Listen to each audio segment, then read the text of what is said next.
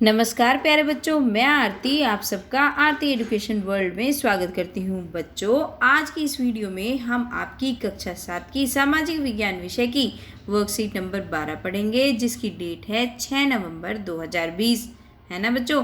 तो ये आपको पता ही है, विद्यार्थी के नाम में आप अपना नाम लिखते हैं, कक्षा अध्यापक के नाम में आप अपने क्लास टीचर का नाम लिखते हैं। ठीक है, तो चलिए अब पढ़ते हैं। दिल्ली के सुल्तान पढ़ रहे थे हम, इसी को आगे बढ़ाते हैं।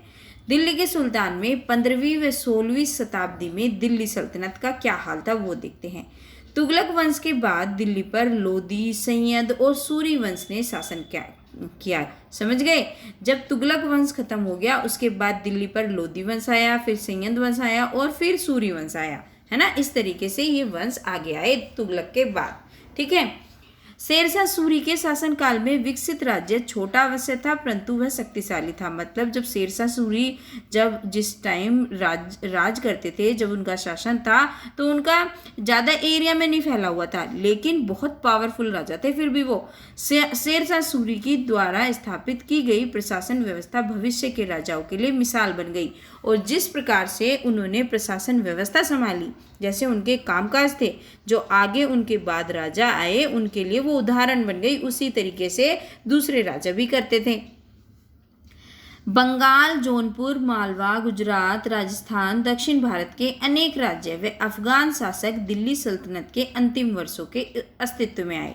मतलब जो ये इतने सारे आपने जगह देखी, बंगाल, जौनपुर, मालवा, गुजरात, राजस्थान, दक्षिण भारत के बहुत सारे और राज्य थे जो उस टाइम अफगान शासक दिल्ली सल्तनत के अंतिम, मतलब अब ये क्या हुआ था, जब ये अस्तित्व में आ गए थे, मतलब नए नए राजा बनने लगे थे। अब ये किसकी बात करी थी हमने? ये सारी जो पॉइंट पढ़े हैं तीनों के तीनों, ये हैं 15वीं और 16वीं शताब्दी के बाद जो सल्तनत थी, जब उस तुगलक वंश खत्म हो गया उसके बाद की।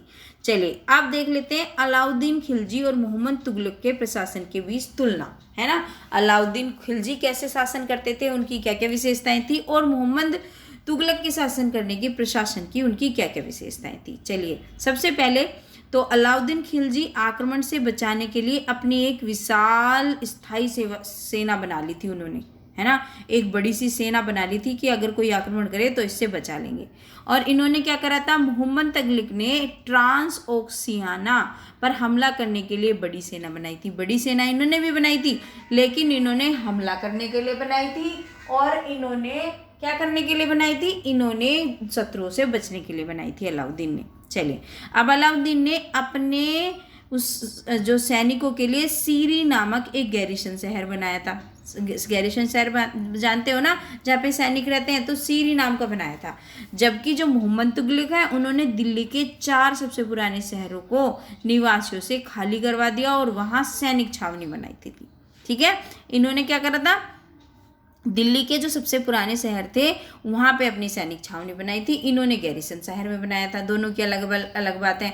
अलाउद्दीन खिलजी ने सैनिकों का पेट भरने की समस्या का समाधान किया। यह गंगा और यमुना के बीच की भूमि से कर के रूप में एकत्रित उपज के माध्यम से किया गया था। इन्होंने क्या करा, जो सैनिक था उनका भाई पेट भी भरना है, जब सेना बनाओगे तो उनका खर्चा भी तो चलाना है। तो इन्होंने जो गंगा और यमुना के बीच की जो भूमि थी, वहाँ से जो टैक्स मिलता था, उसको सैनिकों के पेट भरने के लिए उसकी समस्या को ख़त्म किया था। और इन्होंने क्या किया था, मोहम्मद तुगलक ने, इन्होंने गंगा और यमुना के बीच के जो क्षेत्र थे उनसे जो टैक्स आया या कर आया, उसका सेना को खिलाने के लिए किया गया था। लेकिन सुल्तान ने बड़ी संख्या में सैनिकों की आवश्यकताओं को पूरी करने के लिए अतिरिक्त कर लगाया। और उन्होंने एक चीज़ और करी, इसके साथ साथ ये तो करा ही, गंगा और यमुना के बीच के जो कर आया उसका उपयोग सेना को लिए किया, और साथ ही साथ इन्होंने और दूसरा टैक्स भी लगाया था, जिससे सैनिकों की आवश्यकताओं को भी पूरा किया जा सके।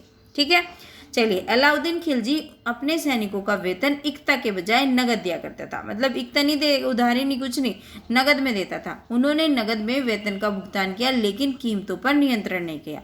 वो नगद में तो देते थे, सबको देते थे, नगद में ही भुगतान करते थे, लेकिन उनसे कीमतें नियंत्रण नहीं हो सकी, कीमतें बढ़ती चली गई, मतलब कीमतों में दिक्कत हुई उन्हें। अब अलाउद्दीन खिलजी सैन्य सुधार, राजस्व सुधार जैसे उनके प्रशासनिक उपाय काफ़ी सफल रहे। जो भी इन्होंने ये सब चीज़ें करी, ये सैन्य सुधार करे, राजस्व सुधार करे, ये सब इनके बड़े अच्छे रहे। इनके प्रशासनिक उपाय असफल थे, इनके सफल नहीं हुए। जो मोहम्मद तुगलक थे इनके असफल हुए। कश्मीर पे उसका आक्रमण पूरी तरह खराब रहा, विफल रहा, वो भी नहीं उनका काम करा। फिर उन्होंने ट्रांसऑक्सियाना पर आक्रमण करके ही अपनी योजना छोड़ दी और बड़ी सेना को भंग कर दिया। इतनी बड़ी सेना बनाई ट्रांसऑक्सियाना पर हमला करने के लिए, लेकिन फिर उस प्लान को छोड़ दिया और अपनी सेना को ही भंग कर दिया। तो इनका तो सारे प्रयोग खराब रहे थे मोहम्मद तुगलक जी के, और अलाउद्दीन खिलजी जी के सब ठीक रहे थे। तो इसको आप पढ़ोगे तो आपको समझ में आ जाएगा। ठीक है, चलिए अब कल्पना करें आप अलाउद्दीन खिलजी या मोहम्मद तुगलक के शासनकाल में किसान हैं, आप सुल्तान द्वारा लगाया गया कर नहीं चुरा सकते, आप क्या करेंगे? ये आपको सोचना है। ये आपको सोचने के लिए भाई आपको अगर इन्होंने टैक्स लगा दिया और आप किसान हैं और आपके पास है नहीं, तो बताओ क्या करोगे? ये सोचना है और घर वालों से डिस्कस भी करना है।